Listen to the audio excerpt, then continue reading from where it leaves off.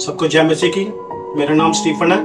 मैं ready colony का रहने वाला हूँ। आज मैं अपनी जीवन की बड़ी गवाही देने जा रहा हूँ। मेरी ये गवाही है कि मैं पिछले 20 साल से बहुत ज्यादा ड्रिंक करता था। हर दिन मैं दारू पीता रहता था। कोई भी दिन ऐसा नहीं जाता था जिस दिन मैं दारू नहीं पीता था। जितनी मेरी कमाई थी उसमें सब मैं दारू में उड़ा देता था।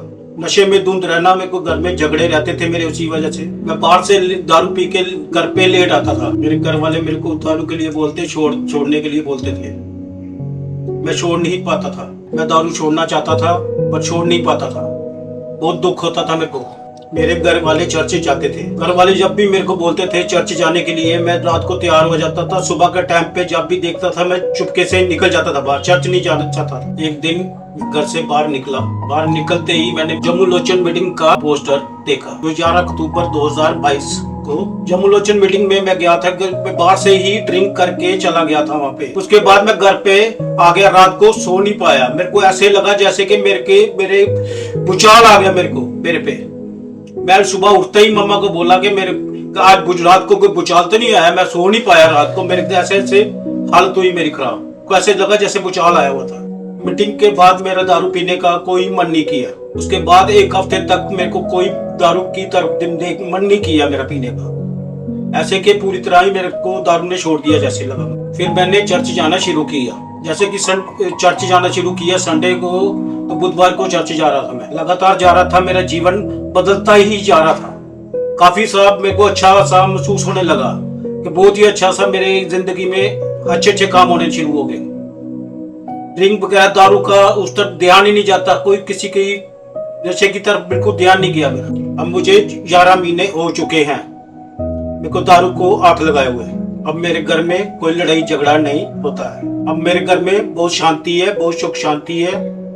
मेरे घर में कोई लड़ाई झगड़ा नहीं होता है। प्रभु ने मेरा जीवन बदल दिया। अब लोग भी मेरी बहुत इज्जत करते हैं। प्रभु ने मेरे को शर्मिंदगी से दूर किया। मैं प्रभु का धन्यवाद करता हूँ। मेरी दूसरी गवाही ये है कि मैं हाई कोर्ट में डेली वेजर में जॉब करता था। पिछले 22 साल से वहाँ पे डेली वेजर था। मैं जॉब में परमानेंट होना चाहता था। मेरे कोई सुनता नहीं था। वहाँ पे मैं बहुत से फार्म भी लगाता था, तब भी मैं शर्मिंदगी से मेरे को सहनी पड़ती थी। जो मेरे साथी थे वो परमानेंट हो जाते थे। मैं बहुत अफसरों के तरले भी मारता था।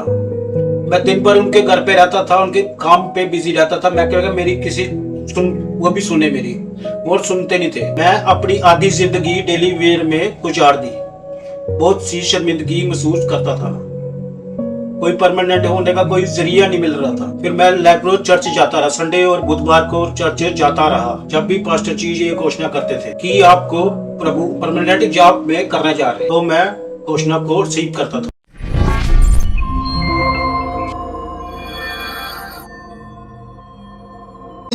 अभी जॉब पर बड़े फेवर की घोषणा करता हूं यीशु मसीह के नाम में।